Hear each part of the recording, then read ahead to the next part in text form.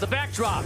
Today we're on Long Island, Hempstead, New York, on the campus of Hofstra University, where two old rivals, Duke and Maryland, get set to go at it. A spot in championship weekend on the line. As we take a look at the bracket, one quarterfinal game in the books. The defending champs, the Notre Dame Fighting Irish, they stamped their ticket. We'll have one more this afternoon before Syracuse, Denver, Hopkins, and Virginia face off tomorrow in Towson. Hi, everybody. I'm alongside Paul Carcaterra, Chris Cotter, and Kark. Two teams that have played how many times? 83 times? 83 times, ACC yes. rivals. No love lost between these two today. Old school slugfest, too, when you turn on the tape and watch those old games. And there's two head coaches who've combined for 5 national titles. I look at the 2024 version of both of these teams.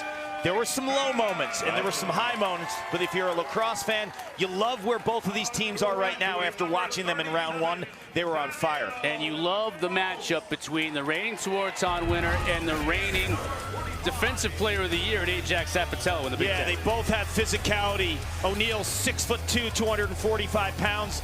Ajax is smaller, but he plays the body on goal line extended beautifully.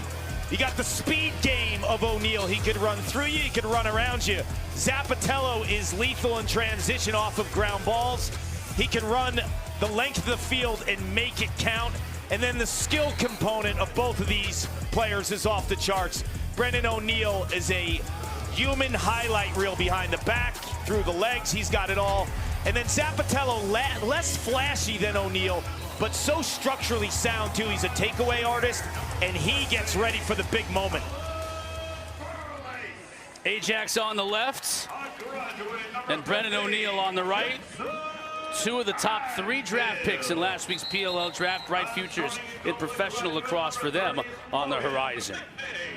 When you think about these two coaches, you know, programs that know each other really well, these two coaches know each other really well as well, Karg.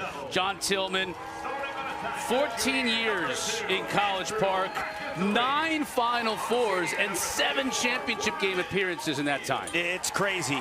I always say, like, they're the Alabama consistently of college lacrosse, and in terms of a coach that can game plan and scheme and take other teams' top threats out of the mix, that guy's got his PhD in that area. And then for Duke, John Danowski, the winningest all-time coach in Division I. 3 national championships, and he too, when you think about it, he's in his 18th season at Duke. 12 championship weekend appearances. It's crazy. He's had an unbelievable run. Multiple-time gold-winning head coach for Team USA. And he's back on Long Island, where he coached at this university, Hofstra, for many, many years. He's an Island guy through and through. He's back home trying to get the Blue Devils back to championship weekend. A big story going into this game, Karg, and you talked about it in the open, how both of these teams